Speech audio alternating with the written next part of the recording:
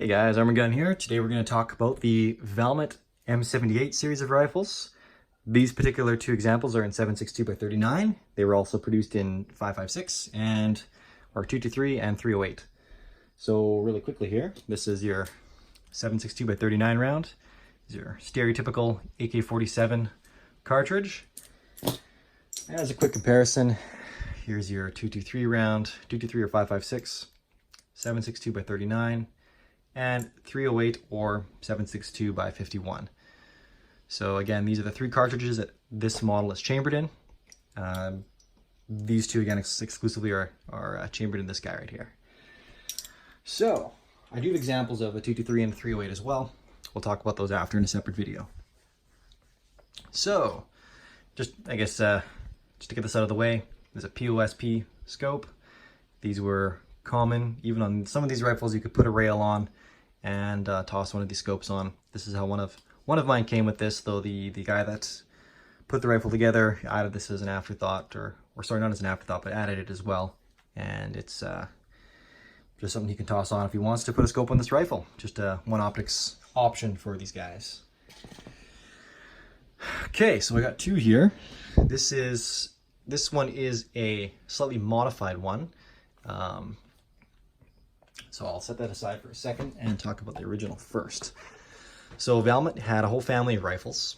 There was, starting with the RK62 that some of you will be familiar with. They had the steel butt tube stock, the cheese grater handguard, but they've come, well, they continue to upgrade them from there. So there's the 62, there was a 71, there was the 76, then there was this 78, which is the RPK version, which is this one here, featuring the long barrel. I think this is a 20.4 inch barrel, bipod, which can be removed, as it has been on the other one.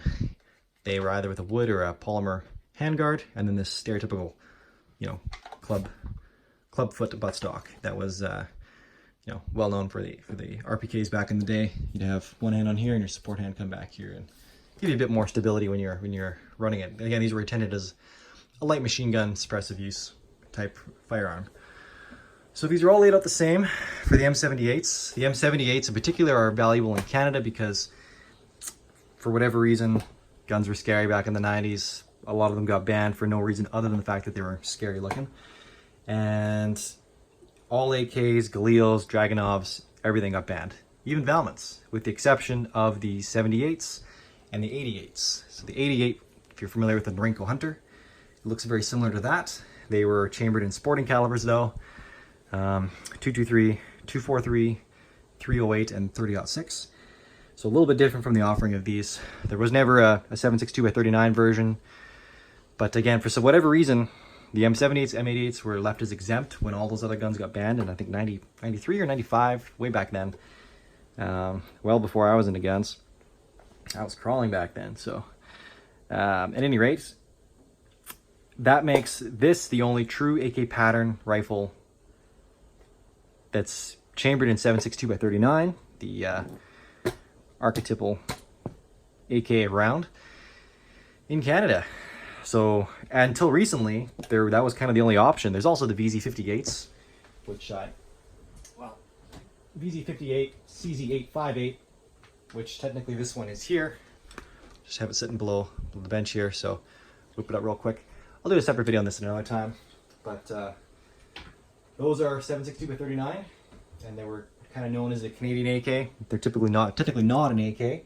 They're the Czech's version of that, or the Yugoslavian version of that, back in the Soviet days. Much like you have the SKS and the VZ52/57. Same kind of idea. There was the AK-47 and the CZ858s, or I suppose the designation for the military was the VZ58. Anyways, getting a little off topic here. Now there's also the Type 81s, the Norinco Type 81s that the Chinese Army uses. Again, kind of an AK rifle. It's certainly to the average person looks like an AK. It is a little different. It's more so an upscaled SKS or modernized SKS.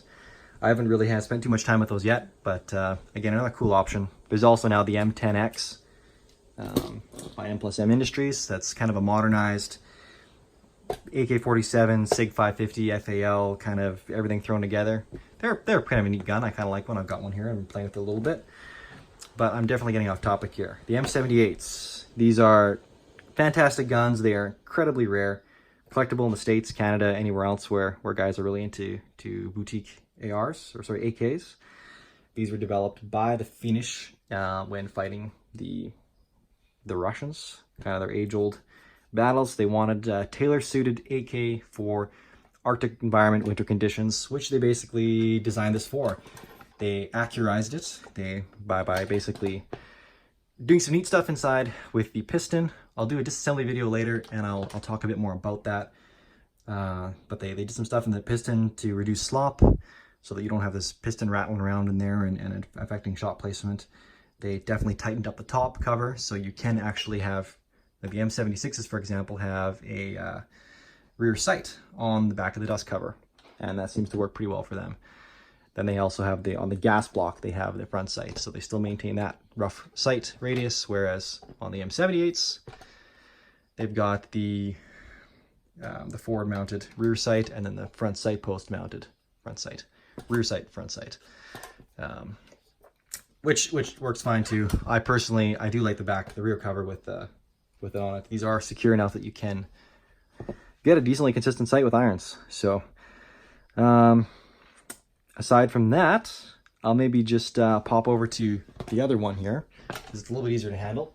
This one, the previous owner wanted more of an AR that he could just shoot, or sorry, AK, I keep calling me AR, AK that he could shoot, so he had the barrel taken down to 18.5 inches, re-crowned, re-threaded for the factory muzzle device, and he just wanted something that's a little more handy, a little more, you know, like an AK-47. So I don't think it really affects too much. I mean, you're still, I think I haven't tried it yet, but I'm guessing you can probably get pretty close to mounting that bipod on there, maybe. But I'll have to play with that and see. It would be interesting to see with this kind of a little shorty. This also has a polymer handguard.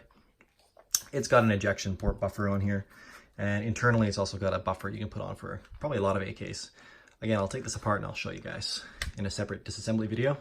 So how these guys pop apart. I guess else I can tell you, it's really quick here.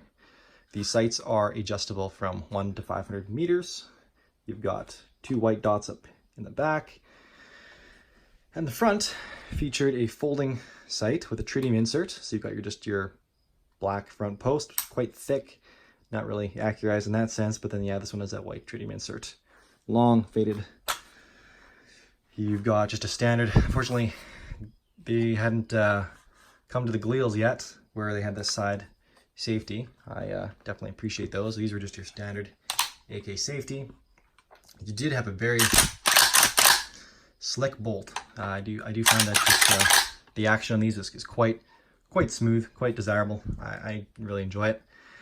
They had an oversized mag catch, so you could catch it with your index finger, right like there, or obviously grab it with your thumb there. This is a traditional factory Valmet waffle mag, kind of in this green color with the sling loop.